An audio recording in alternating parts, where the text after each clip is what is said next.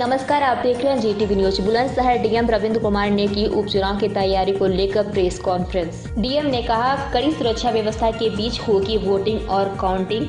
मतदान स्थलों पर शौचालय, बिजली, पानी और सुरक्षा की होगी माकूल व्यवस्था।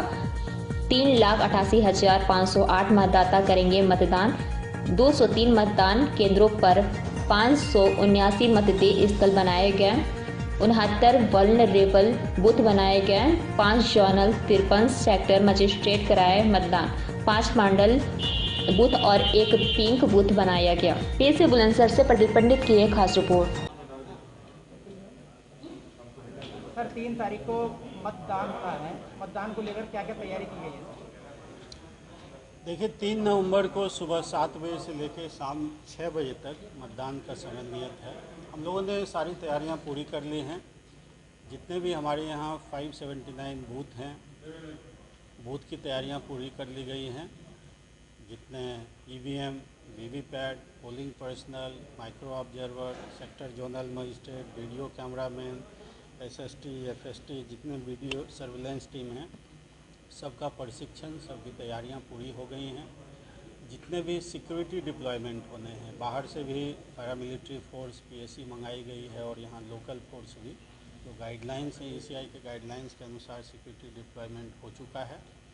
आज शाम 6 बजे के बाद असेंबली कॉन्स्टिट्यूंसी में वोटर के अलावा जितने भी बाहर के लोग आए हुए हैं वो सब यहाँ वर्जित होंगे। इस असेंबली कॉन्स्टिट्यूंसी और इसके आसपास के 8 किलोमीटर के दायरे में हमने 188 देसी विदेशी शराब के दुकान चिन्हित किए गए हैं। सारे बंद रहेंगे और 3 नवंबर को पब्लिक हॉलीडे है, तो हमने सारी तैयारियां पूरी कर ली हैं और हम आश्वस्त हैं कि निष्पक्ष रूप से, शांतिपूर्ण ढंग से ये चुनाव संपन्न सर, कोरोना काल में पहला मतदान होना है, कोरोना को लेकर के क्या तैयारी बूथों पर है? देखिए, कोरोना संक्रमण से बचाव के लिए एवरी वोटर के लिए हमने हैंड ग्लव्स की व्यवस्था की है। प्रत्येक बूथ पे हैंड सैनिटाइजर की व्यवस्था की है। प्रत्येक बूथ पे हेल्थ डिपार्टमेंट के पर्सनल थर्मल स्कैनर से थर्मल स्कैनिंग करेंगे।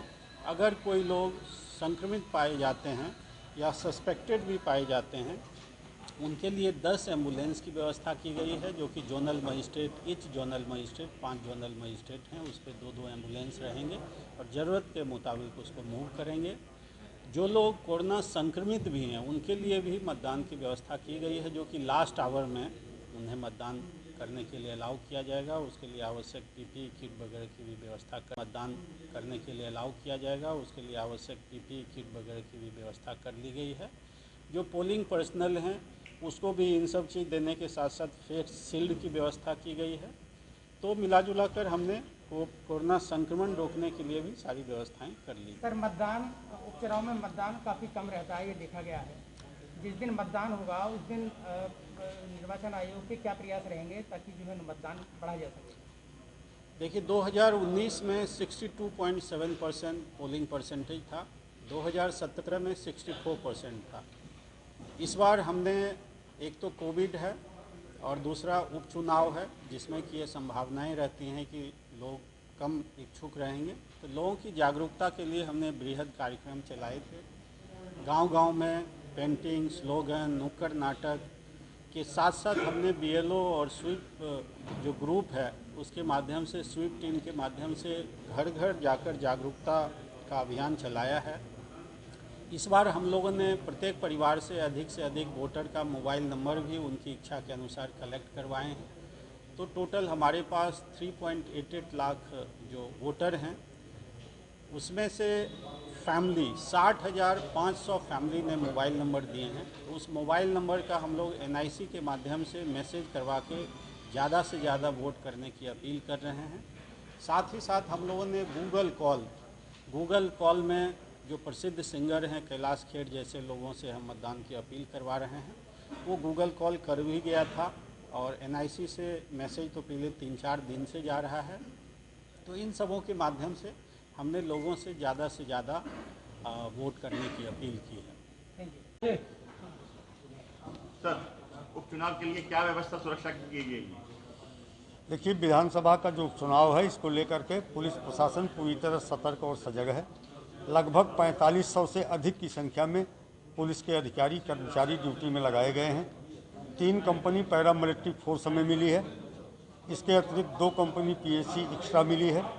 250 से अधिक महिला आरक्षियों की व्यवस्था की गई है। हमने थाना मोबाइल्स के अतिरिक्त जनपद के जो अन्य थाना प्रभारी थे जिनके यहाँ चुनाव नहीं है उनकी एक्स्ट्रा मोबाइल्स बनाई हैं, चौकी मोबाइल्स बनाई हैं। इसके अलावा क्लस्टर मोबाइल्स बनाई गई हैं।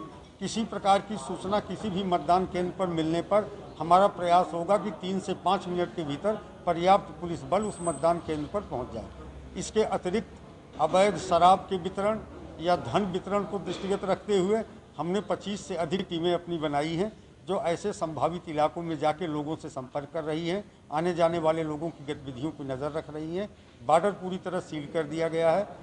विधानसभा क्षेत्र में आने वाले प्रत्येक व्यक्ति की गाड़ी और उसकी तलाशी की जा रही है।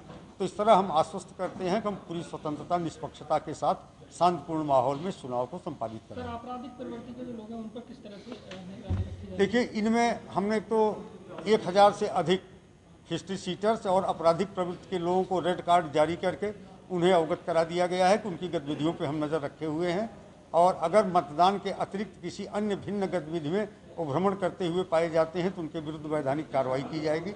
इसके अतिरिक्त काफ़ी संख्या में हिस्ट्री सीटर्स की निगरानी 100% कर ली गई है।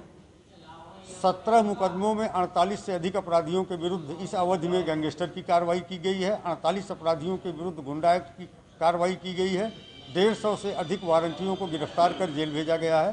तो लगातार हम आपराधिक गतिविधि पर नज़र रखे हुए हैं और हमारा प्रयास है कि शांत सौहार्दपूर्ण माहौल में इस चुनाव को क्या सर मतदाताओं को वाहनों की अनुमति है बूथ तक आने के लिए? देखिए, मतदाता को कोई भी राजनीतिक दल अपने वाहन से मतदान केंद्र तक नहीं पहुंचाएगा, ये हम सुनिश्चित कराएंगे। अपने निजी वाहनों का प्रयोग जैसे पूर्व में चुनाव के दौरान होता रहा है मतदाता स्वयं कर सकता है।